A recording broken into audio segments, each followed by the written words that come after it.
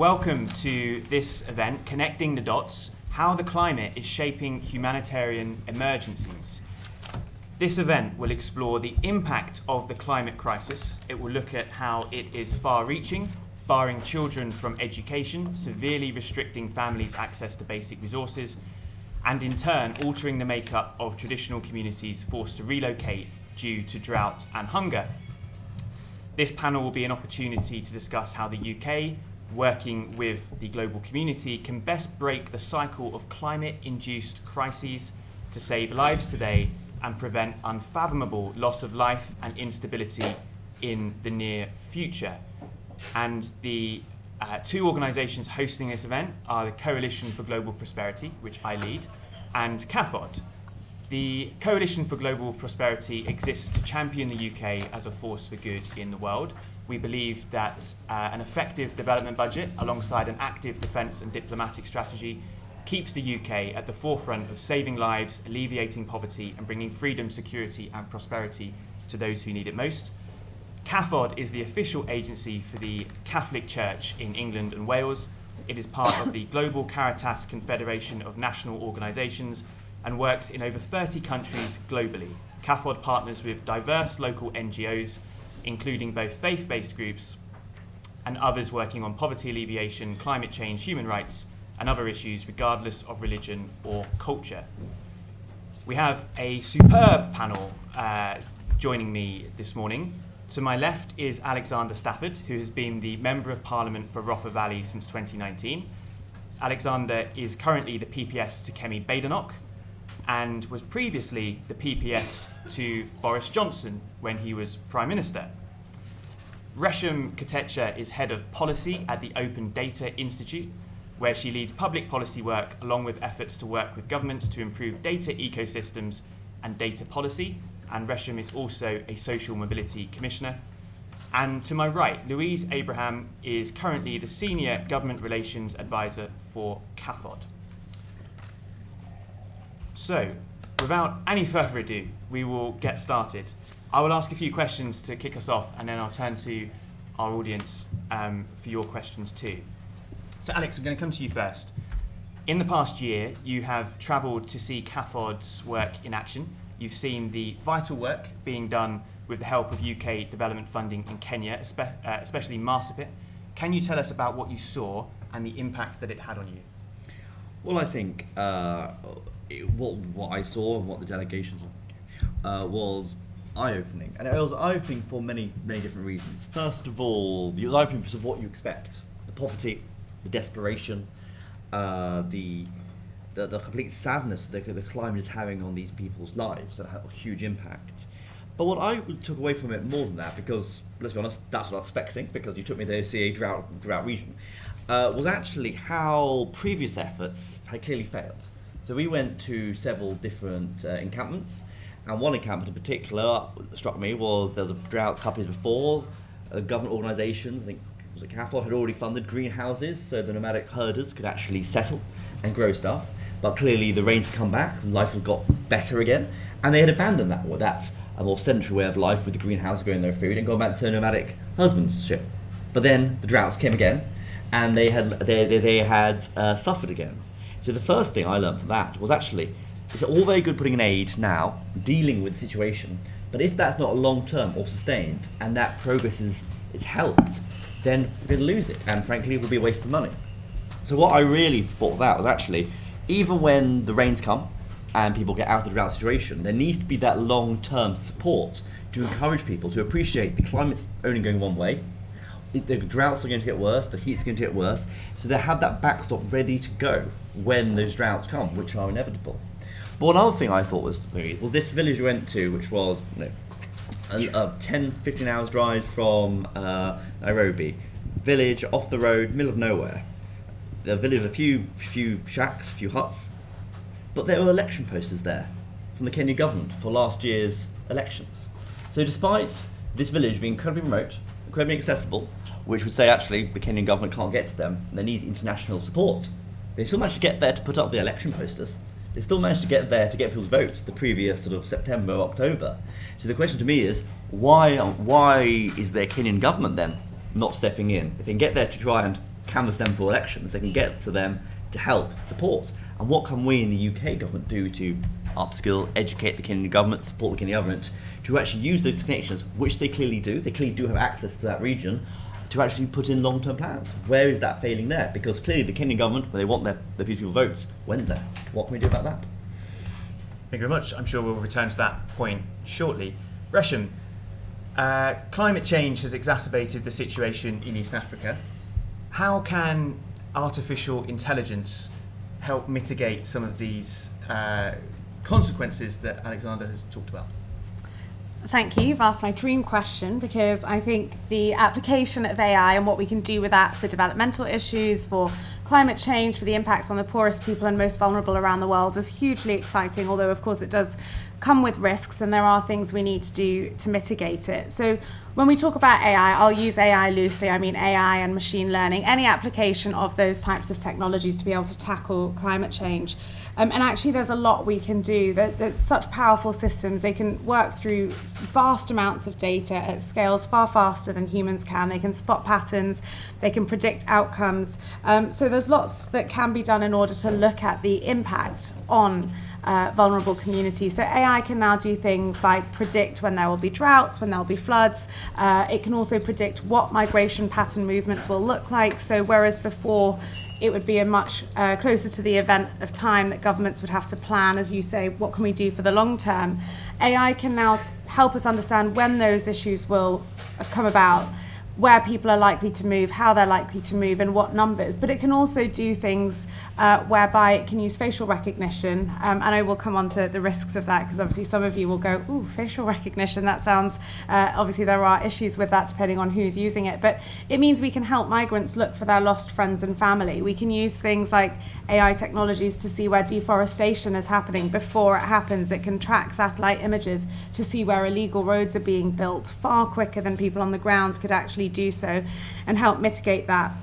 Google Flood Hub in 2021, so obviously it's developed even more since then, uses machine learning to issue alerts. And in 2021, it sent 115 million alerts to 23 million people. And that's something that we couldn't do on a scale without that level of technology. It does depend on the accuracy of the data, and hopefully you'll give me some time to talk about data later on. There are a lot of risks with AI. That type of technology uses a huge amount of computing power, so in itself can cause carbon emissions and climate change risks. For those of you who are fans of ChatGPT, not to shame you for your use, because I think it's great too, but a ChatGPT search uses 8 times the computing power that a Google search does. It uses huge amounts of valuable elements like lithium and cobalt, so there's obviously impacts around mining there. But AI can also do things like think about how to manage transport systems so we can reduce carbon emissions. It can create infrastructure plans that will mean we get to places with the least emissions and the fastest time and stop idling. It can do things on carbon renewal. So on the technology side, it can help us to price carbon and therefore reduce the negative impacts of carbon. But it can also help us from a technological point of view to think about how we use forests as carbon sinks. And then finally, it can also do things that tend to arise from humanitarian crises where there's vast migrant movements that are unplanned or unexpected, like spotting human trafficking and helping us to identify from vast swathes of data on social media where human trafficking might be happening. So huge applications. I'm very happy to talk to anyone about it, because as you can tell, I think it's very exciting. But we do need to think about how we use AI in those cases. We don't have necessarily people's agreement to use their data or to generate data about them. We are often creating these data sets and the applications of the AI in the West. So we need to think about, are the cultural differences significant in the way we apply that AI? Is it going to embed, entrench, or amplify inequalities, whether that's racial, ethnic, gender, and that's particularly challenging in areas where there's already conflicts based on ethnicity. So there are risks, but the applications and the potential to mitigate these crises are really exciting. Thank you, Resham. For those who've just come in, there's seats at the front on the left and the right, so do come forward if you wish. Louise, going to turn to you now. How has CAFOD and the UK government responded to the East Africa hunger crisis is enough being done to support local communities who are being hardest hit? Thank you. So if I start with what the UK government and other donor countries have done first of all. So there was a high-level Horn of Africa plenary conference earlier this year, which was co-chaired by the UK, but donors only committed a third of the 7 billion needed. So that's $2.4 billion. And more crucially, only 0.8 billion of this was of new commitments. And if we zoom into what the UK government has pledged, they announced a package of 143 million for the Horn of Africa this year, but again to emphasise that this was 30 million less than the year before. And while aid spending is predicted to increase next year, it will remain significantly lower than what the government's provided in previous years, because for those of us that remember, in 2017 there was a similar crisis, but actually it was this crisis now we're seeing a lot more people impacted, yet the level of ambition isn't there to respond from the government. So CAFOD, working with our partners like Caritas Maspet, who we saw on our trip, and also through the local church, we've helped to respond by providing food and water aid, but we've also worked with communities to boost their resilience and diversify their livelihoods. As Alexander said, this isn't, it's a humanitarian crisis, but it's a complex one that requires long-term solutions. So crucial to this is making sure that the UK government is providing that long-term humanitarian, that short-term humanitarian aid, but also the UK government needs to take back its leadership role on the world stage when it comes to climate. And we were very disappointed recently with the net zero U-turns, and a partner from Sierra Leone actually reached out to us and expressed his concern. He said he was disheartened by the news, and his words say, Sierra Leone will be paying for the sins of others who have released the least emissions, and they will feel the greatest impact. So in short, the government isn't doing enough, and neither are other Western nations. We want to see that changing. Thank you, Louise. Alexander, one of you could offer some reflections on the UK's role in tackling some of these challenges, but also you mentioned in your opening remarks, or your response to my opening question, that the Kenyan government was in these areas to campaign, so why were they not there to do right by their constituents? What do you think we, in terms of our diplomatic reach, could be doing to work with the Kenyan government to get them to step up and take more of a role in tackling the problems in their own country? Well, that leads to the whole question of what we in the UK should be doing when it comes to international aid. There's one thing is doing those emergency food packages or issues when there's a crisis which comes up. But I think where the UK can excel and can lead and should be leading is where we lead the world. Good governance. We have a good law, order, democracy. We should be doing more and more to upskill other countries when it comes to democracy, when it comes to actually your job as Kenyan job as parliamentarians, what they do. I think what struck me, I remember we went to I can't remember where the bishop's house was now. We turned up in I'm not going to embarrass you, we had quite a few Land Cruisers and our convoy, and I thought, wow, this is quite plush for MP to drive around. I think the bishop said, what a small convoy you have. When the local regional MP turns up, he has a far bigger entourage, and we were like, wow, and that sort of attitude is completely different. It's not about the size of your convoy. It's about what you're doing for your people. And it's that element where the UK government can and should be stepping up more to do the governance. And I'm going to challenge you what you just said a bit, Louise, about the net zero so-called U-turn on it. Do I honestly believe that the government changing an arbitrary date, which doesn't affect anything, is going to have a huge material impact on the global carbon emissions? No, but I think in the long run it will bring more people along with us in that transition. Accepting the transition is going to be hard and difficult. And it shouldn't be us in the West dictate to people in other countries what they should or shouldn't be doing, but we need to work with those good governments and governments to try and say, actually, this is what you could be doing to help your own problems, and we can actually lead on that and use our aid that way as well.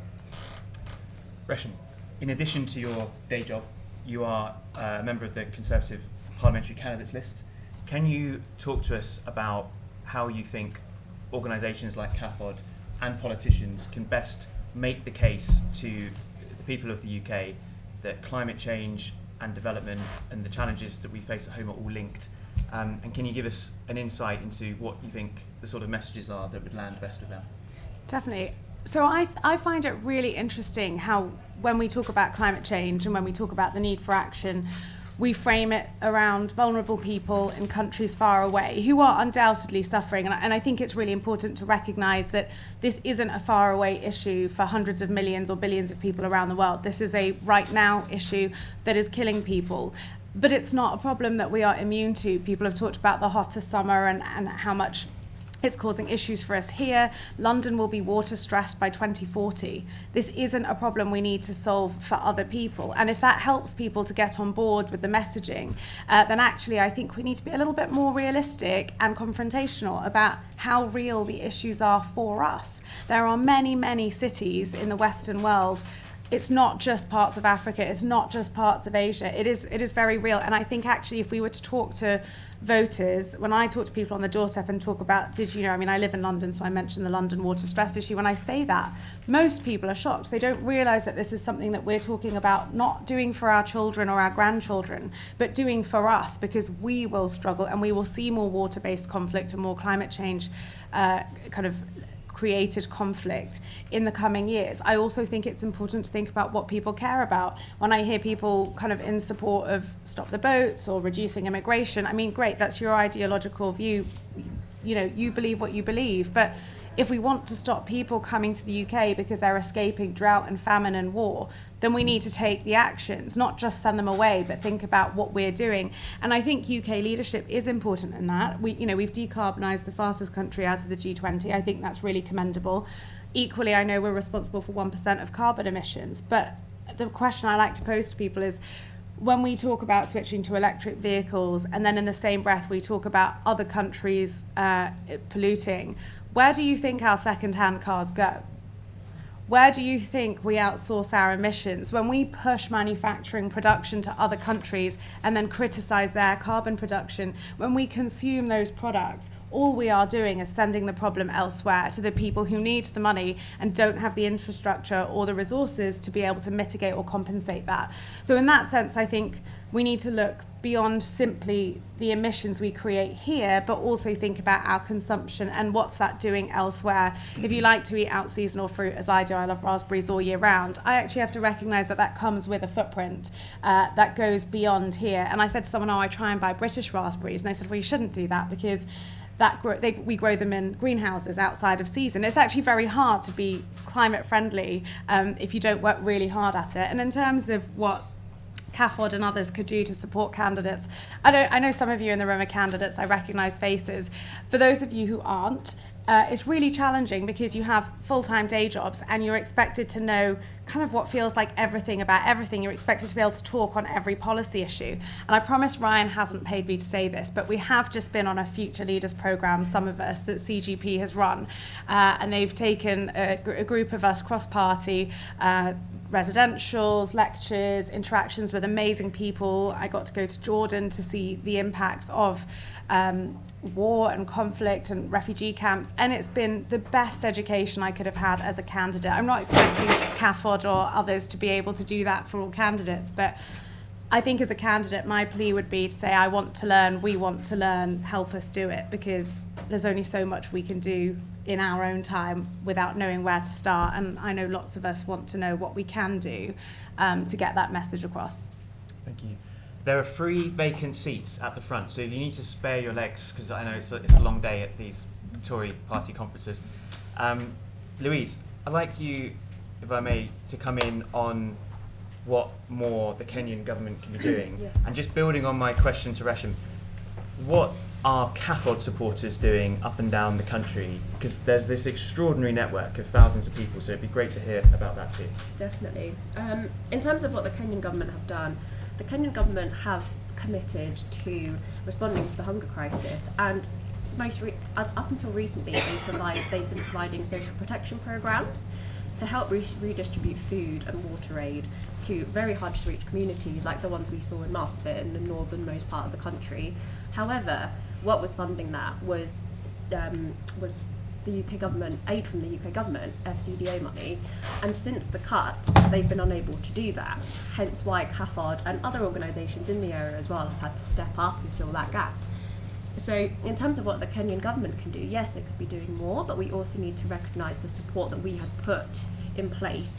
And without that long-term committed funding, it's unrealistic to expect the Kenyan government, either national, regional, local, to respond to the needs of the people when we had previously committed that funding.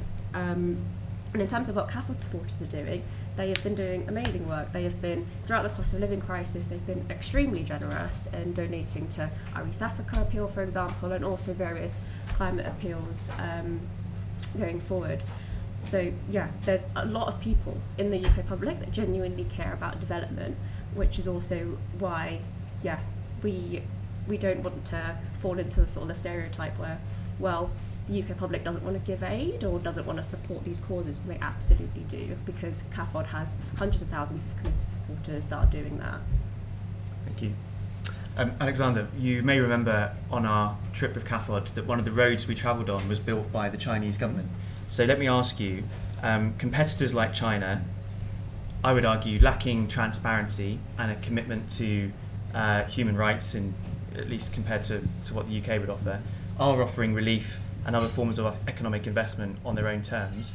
Is it important that the UK offers an honest and reliable alternative?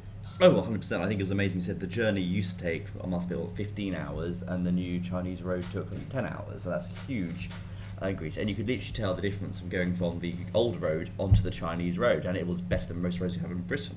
But let's be honest, China's not doing this as good as the heart. They're not doing it for the people either. I think they don't give one jot about the people of Marsabit or anyone. They're doing it for their own Belt and Road Initiative. They're doing it for their own global dominance. They're doing it for their own desire to keep control of minerals and control of Africa, really. It is colonisation by another world what they're doing. And we in Britain, in some ways, rightly so, are too nice when it comes to our aid budget. We actually try to the great extent, try and help people and try and save lives and try and make the aid go to the people, whereas I don't think China does care about that. They see, what can we get out of this problem? How can we make sure the best for China? I'm not saying I hate to be in a situation where Britain just looks at a country or a region that is suffering and saying, well, what can we get out of it? That's the wrong way of doing it. But we've got to be realistic. China is doing that, and they're pumping vast quantities of money into it. Maybe, though, we should be a bit more commercial about it. Maybe we should say, actually, if we invest a bit more money in these regions, we're going to not only help people, but also get something out of it for Britain, whether it's security, whether it's better access to the minerals ourselves for our supporters. Because we also know we have the rule of law, we have democracy, we can actually hold people to accountable. But my concern is China is dominating too much of the developing world now, and we are abrogating our responsibility. That's it. Thank you. Resham, please come in on China, but my other question to you is, you mentioned earlier that you hoped for the opportunity to talk a bit about data, so this is your chance. How can the UK ensure lasting change is being achieved, not just in the short term? On China, I agree with everything that's said, and actually I think we need to be very clear on the challenges that we will build up for ourselves and our allies if we do not recognise the threat that is coming from that control. And UK aid was and continues to be a great tool, not only for tackling poverty and crises, but also soft power. In terms of the data, absolutely. We manage what we measure. And it's really, really important to be able to understand the scale of the problem, because if you don't have the data, if you're driven by ideology purely or by what you think is real or true, you don't end up tackling the actual problem. When we look at the UN SDGs, the UNEP says that for 68% of environment-related goals, we don't have enough data to assess the progress. 68%. It's huge. It means that we don't know whether we're actually doing enough to achieve it. It makes it far less likely that we will actually achieve it. Across the world, only 51% of data for major emergencies is complete. Think about how unprepared the world was for COVID, and imagine what will happen if we continue at that rate of preparedness for the next COVID pandemic, or for the next Ebola, for the next drought, the next tsunami. And during COVID, 2/3 of countries in Africa had to delay their census data collection. I know that doesn't sound particularly important or challenging given the scale of what else was happening, but that census data is what is used by governments and NGOs and international organizations to prepare for crises, to think about where populations are developing, how they're developing, and to understand what is needed in those countries. The good thing is AI can help to replicate census data, and they've actually done studies to show that you can use mobile phone data to track poverty. So there are things we can do to create those data sets. But again, it comes down to, are there biases in that data? Are we missing that data? Are we able to accurately interact with that to make sure that we are tracking people? I am very glad to say that in this, the UK is kind of a world leader in data and the way we use it, which will tie into the AI. So the UK has a national data strategy, and it recognises that we need cross-border data, because it doesn't really matter if we in the UK have fantastic data when pandemics and humanitarian crises cross borders. It's not enough to say we're ready if the rest of the world is not. So we need that international coordination. We need to prioritise data being transparent and open. That's where innovation will come. I don't know how many of you here are kind of enthused by innovation and technology and startups, but there's so much happening. I just spoke to someone who's using data to create cooling packs that you can wear, because obviously if you're in Afghanistan or in a refugee camp, you can't necessarily get into an ice bath when you have heat stroke, but you could wear a cooling pack in a war zone. So there's lots of stuff we can do if we have the data, but that comes back to some of the issues I've talked about. So we need that openness and transparency. We need the data literacy. We need people who can evaluate and engage those data sets and go, well, actually we're undercounting for women because they tend to be in the home, or they're not allowed to go to school, or whatever. So we really do need to think about who we might be missing and what lens we might be viewing that data from, because everyone comes with biases. But the more we can collect the data, the more likely it is we'll actually meet our goals. So that's really important, even if it doesn't sound exciting. Louise, how and why are local actors best placed to act in humanitarian contexts? Local actors are extremely well placed to respond in humanitarian contexts because they are rooted in the local communities, and I hope that was clear on our visit, that actually it was the local communities responding, and in particular in this area it was the local church, because they've got the infrastructure, they've got the networks, they know the customs, the people's beliefs, and also they're highly aware of the nuances between different communities, and they're able to respond appropriately. I think when on our trip we met with a woman who was telling us how she was recently widowed, and how that brought about different customs. She had to follow set customs in the way that I don't think expected when we first arrived. So you can't just say, oh, why doesn't the woman go and find work as soon as her husband dies? Well, actually there are sensitivities in people's cultures that we might not be aware of as people from the UK. And that's also something that the UK government can do more on, is to prioritise financial support for local organisations. In CAFOD's recent report, we found that only 4% of local organisations in the Horn of Africa have received funding to address the hunger crisis, and this obviously is not enough, because we know how crucial and effective they are in responding to crises. So we need to see the government introducing a strategy that sets out how and when these local actors should receive funding, and exactly when they should be brought in terms of programmatic support. Thank you, Louise. Questions from the audience? Sir, your hand was fast up, so you first. Thank you very much.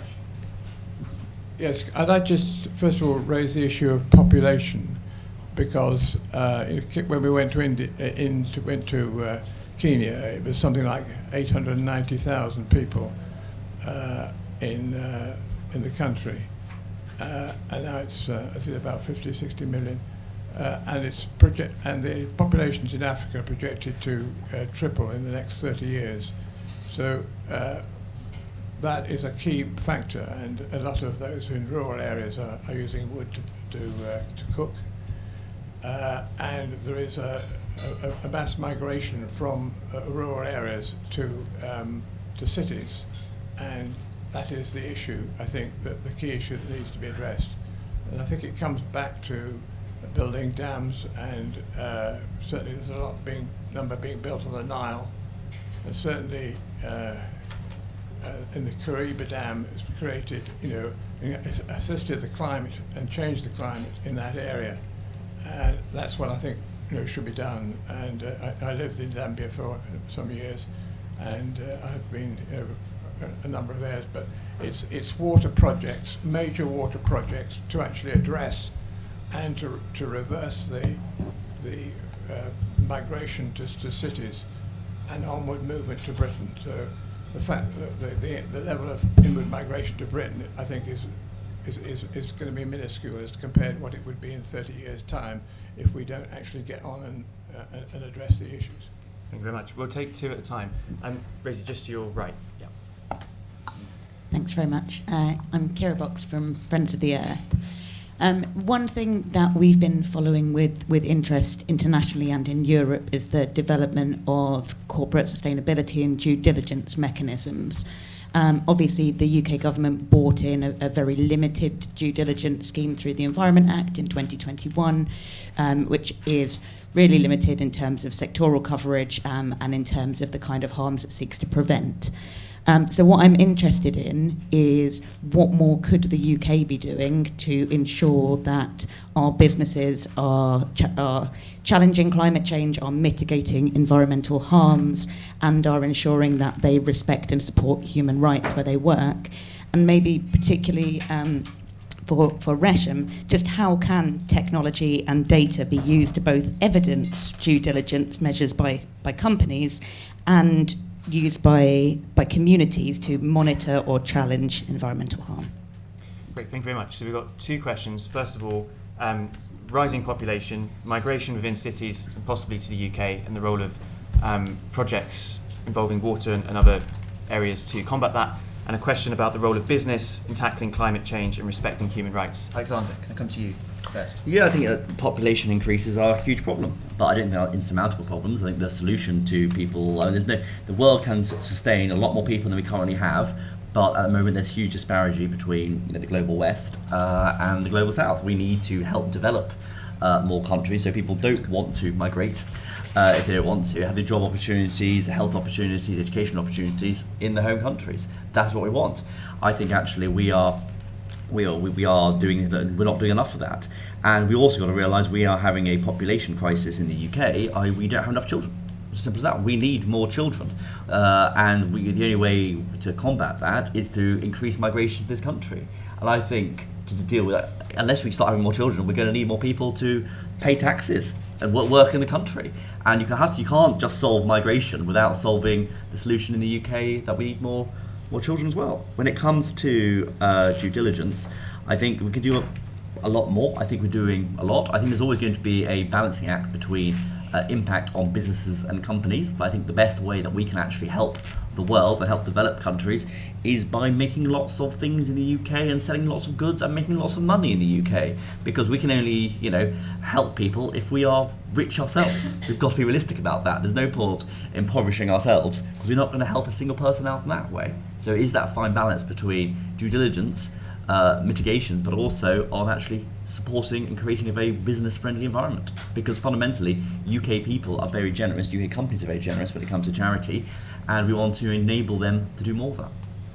Louise and then Resham.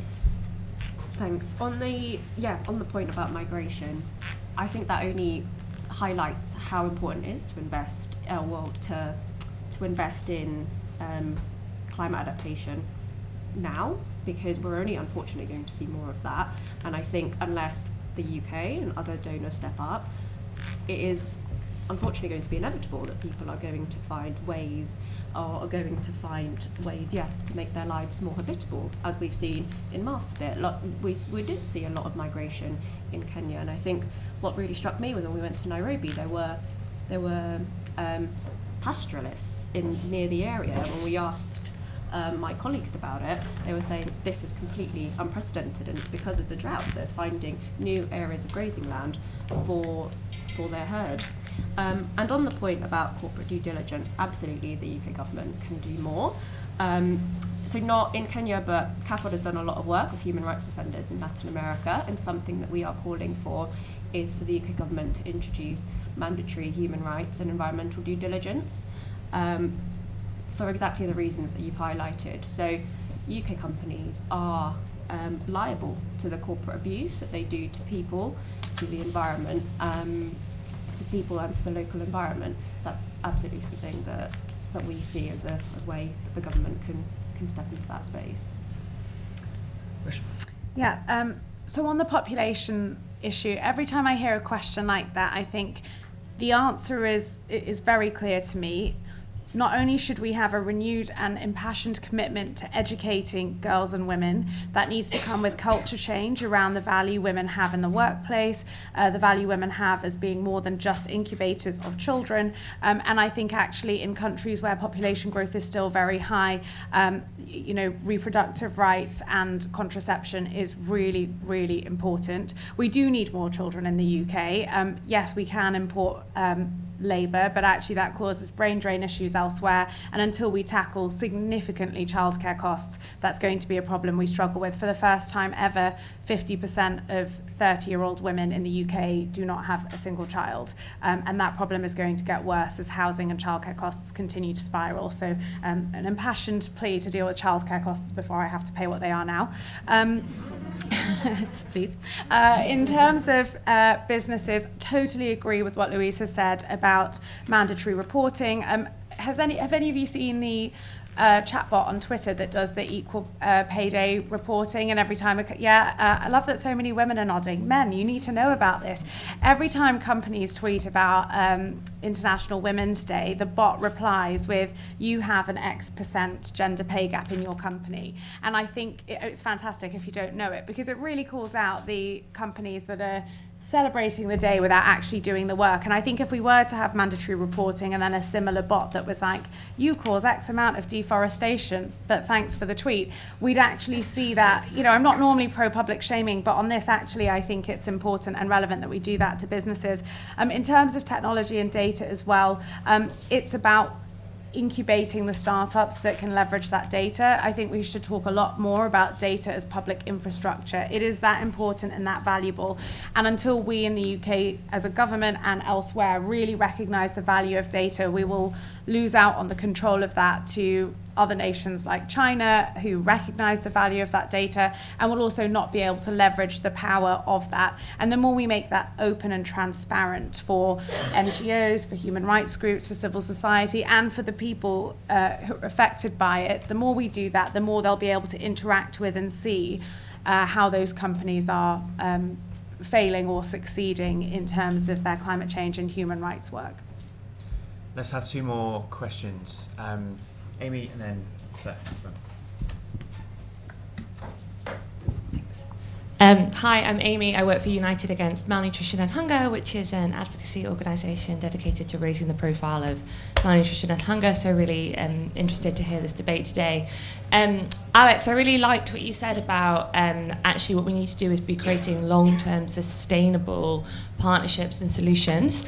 I'd be really interested to hear how you think we can do that, considering the turbulent UK aid climate that we've had over the last couple of years, and not to bang on about that, but how do we do that long-term sustainable governance work when funding streams are so short-term and can be pulled overnight, as we have seen in the last couple of years. And Resham, I loved everything that you said in this panel. And I guess if I could be really cheeky and ask you a really specific question, what more do you as a parliamentary candidate need from NGOs? You said you wanted to learn, so what more can we give you to give you the tools? Because I think the next generation of Conservative candidates are going to be really important in this debate. So tell us what you need and we will provide it. Thank you. One more question before we... Thanks. Mark from International Rescue Committee. I'd like to just ask the panel a little bit, if I could, about what specifically the UK can do in the next few months. Minister Mitchell has made very clear that he wants to break down the silos between climate and humanitarian response. There's a new white paper to be published in November, a food summit just before COP28.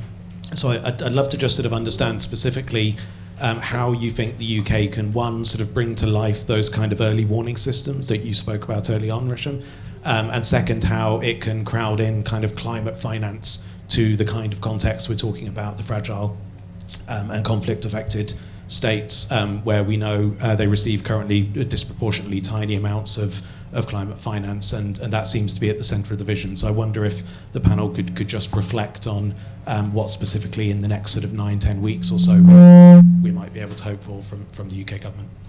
Thank you very much. Alexander, come to you first, then Resham. Yeah, well, on the international aid, first of all, I do support the reduction in international aid, which is clearly not very popular in this room, but I think it was the right thing to do. Fundamentally, when times are tough in the UK, we have to look after people in the UK, and I think on the doorstep, when people in my seat were having a huge increase of cost of living, inflation, energy prices, I could not hand on my heart say, well, that's fine, we're donating 0.7% of our GDP abroad. So I'm glad the government did that. We've got to be realistic about that. When it comes to short-termism, every government's going to be short-term, we know that. But it's about trying to actually, when we put in those policies, when we put in that help, where is the actual plan? Go back to what I saw there with the broken, disused greenhouses that we saw. Where was the planning to maintain them going forward? Why are you putting in a greenhouse near Marsabit to help nomadic herders grow crops when actually you weren't planning to maintain it, or weren't having some process or governance to keep it going? So when we do anything more than short-term sort of food aid or equivalent, we should say, what is the 5-10 year plan? And maybe we should be more ruthless and say, actually, we're only going to invest in those things if there is a 5 or 10 year long-term plan for that particular project. Actually, we're either going to give emergency aid, food aid or like, or we're going to do something for 5-10 years. None of this sort of intermediate, we're going to spend a couple of years here and there, and be quite ruthless about that and say that is what we can do as the UK, because otherwise we're going to sort of waste our money. So on the long-term and sustainable solutions, Alexander's right when he says governments will be short-term, and I think actually as voters, as members of the public, as campaigners, as passionate people, we have to take responsibility for some of that too. There are many great things about our democracy and our parliamentary system, but the fact we have 5-year terms and the first past the post system means that we reward short-term achievements. So if we as voters, if we as any journalists in the room, if we recognise and reward long-term ambitious planning and thinking, we will start to see more of it.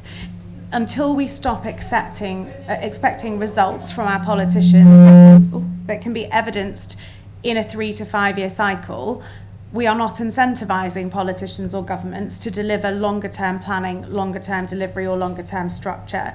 And so I think we need to think a bit more about how we vote and what we're rewarding when we come to the ballot box.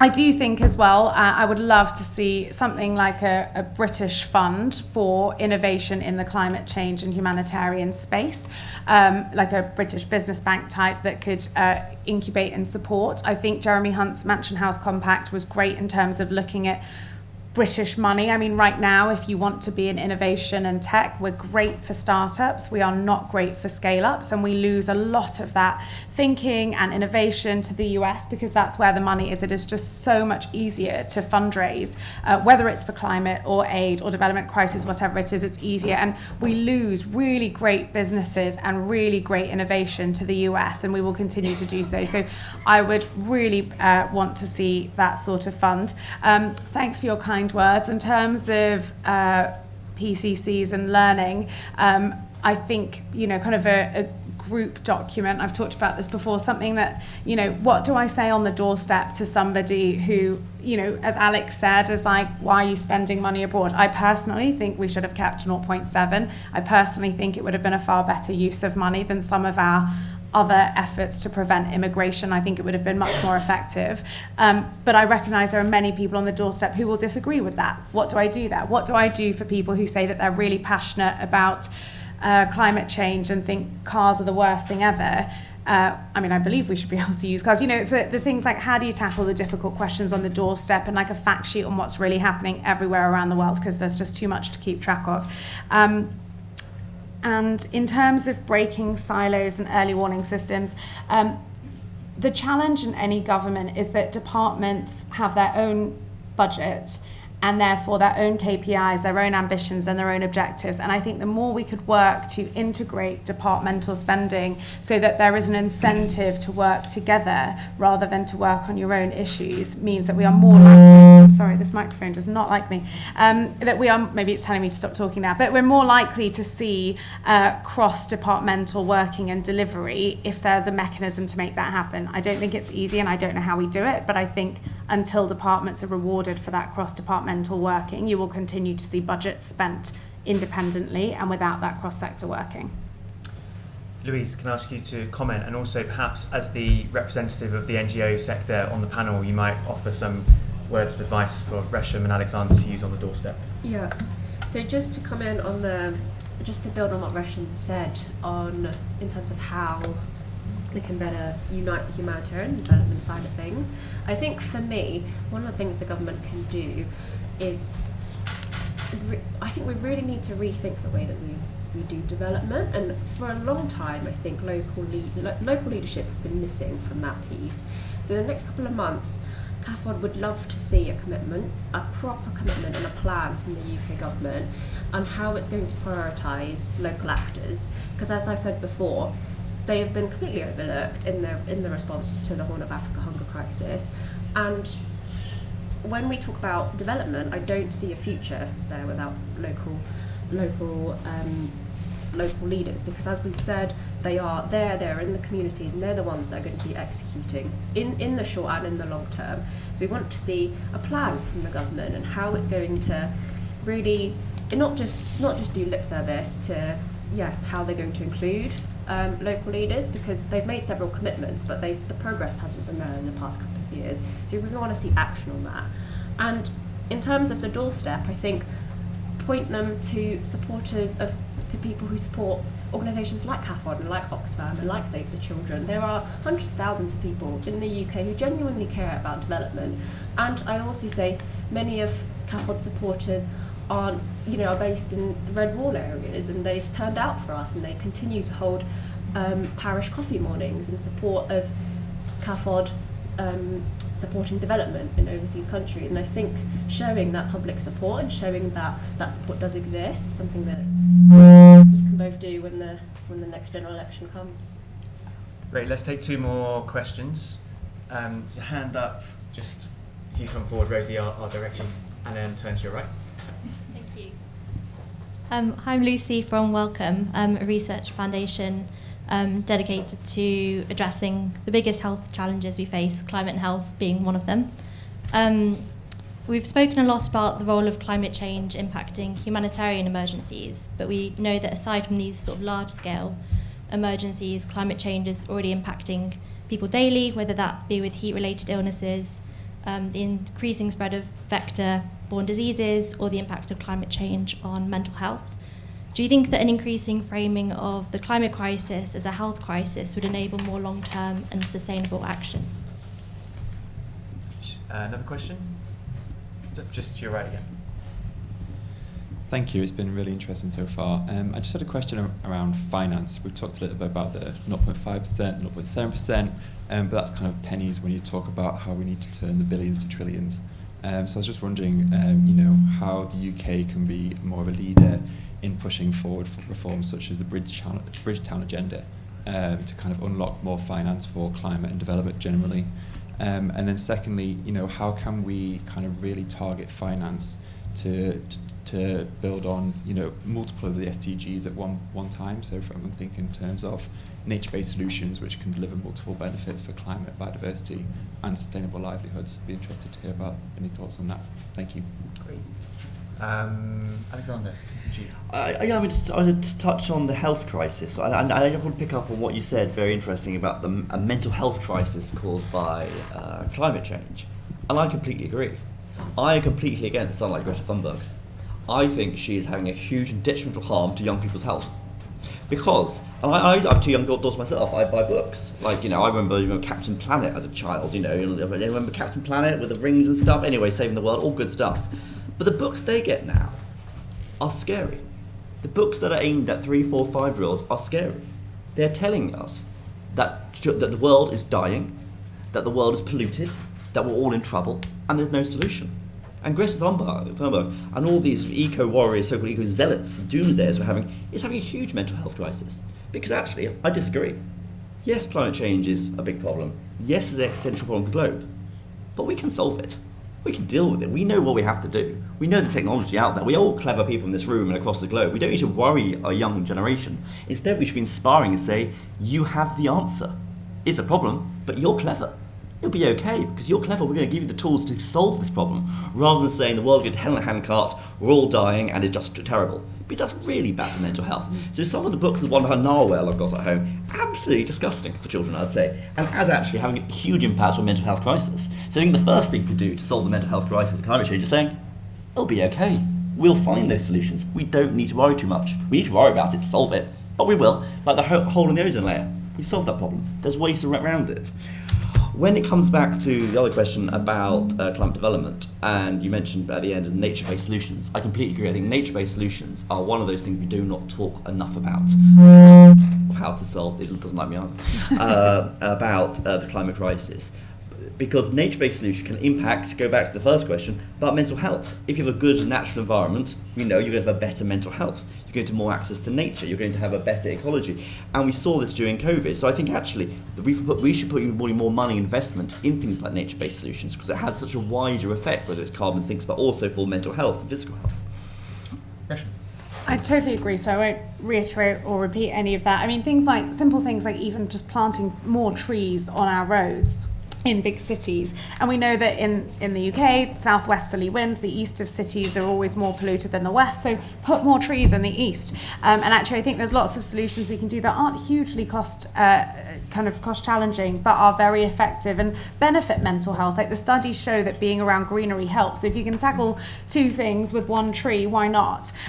In terms of finance and incentives, actually I think it's really interesting. Again, I think there's a lot government should be doing, but we as individuals have so much power if we want to reward the companies that are climate change friendly, that are thinking about humanitarian issues, if that's what you care about. I learned about a platform called Switch It Green. I've not used it, but they evaluate banks for their greenness, and you can actually select your bank based on climate change, just the same way that you can choose to withdraw from funds that support big tobacco or big oil. If you want to, there are ways that you can redirect your money to incentivize companies to be more climate friendly, and I think that's really important. In terms of climate and health, yeah, I think it's really, really important. As I said, anything that we can do to reframe the argument to make it as relevant to people in their personal lives, rather than framing it as something we're doing as charity to help poor people in other parts of the world,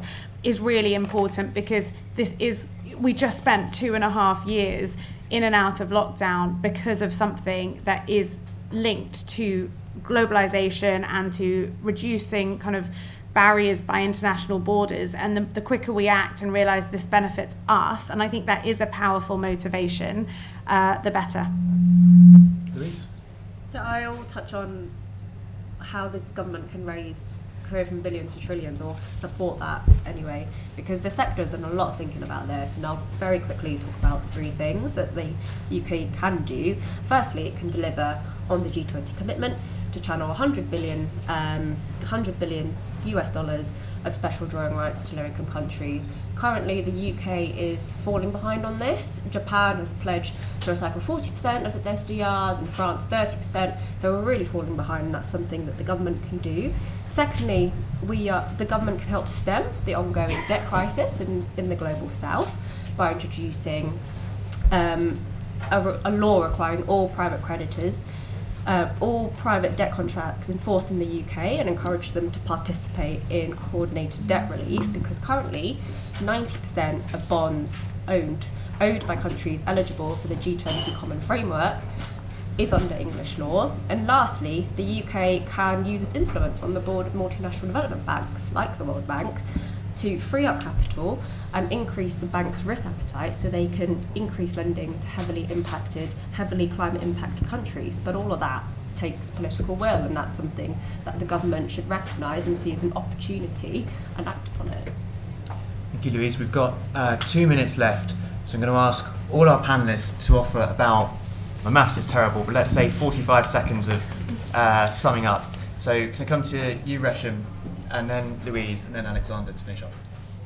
So summarise, I'd say I think everyone in this room should recognise how powerful you are. don't take your vote for granted, don't take your actions for granted, your consumption, your behaviour. All of these things are so much more powerful than we realise and recognise. Think about the technology that you can use either in your own lives or that you can support, whether that's lobbying your MP or whether it's working with new technological solutions. And I think finally just think about the way in which you want to see climate change talked about, and recognise that whilst I think we all in this room recognise that it's something we need to tackle, if you assume everyone else feels the same way, you'll never win the argument. So I think it's really important to ask questions, to understand why other people feel differently, and then to think about how you answer that, whether it's relating it to their mental health, their physical health, their children. I mean, there's so many ways we can win this argument. It's just about being really receptive and patient with other people, because if we keep thinking we're right and everyone else is wrong, we'll never get to a solution, and we can work together to tackle this.